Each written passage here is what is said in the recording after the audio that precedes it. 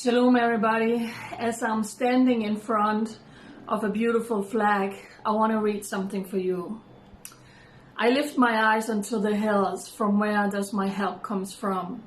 My help comes from the Lord, which made heaven and earth. He will not suffer thy foot to be moved. He that kept thee will not slumber. Behold, he that keeps Israel neither slumber nor sleep. The Lord is thy keeper, the Lord is thy shade upon the right hand. The sun shall not smite you by day, nor the moon by night. The Lord shall preserve you from all evil.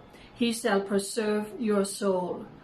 The Lord shall preserve your going in and going out and coming in from this time and even forevermore. Israel, we speak that over you, as fires has been raging out of control for 3 days here in Israel. Thousands and thousands of firefighters has been fighting against these fires.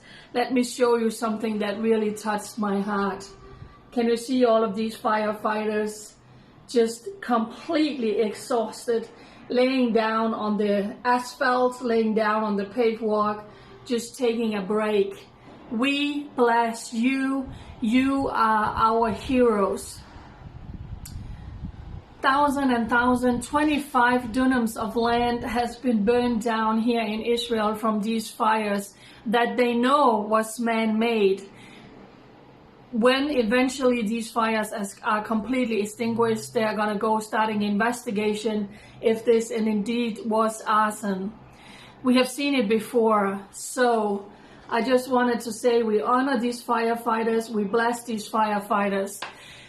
The day before yesterday, the fire was actually getting under control, but then yesterday, wind was picking up again, and after I made my last video, these fires got out of control again. They were raging. Last night, firefighting teams from Ben Gurion Airport was actually sent in, and the Israeli Air Force is sending in the big planes today to also try and extinguish these.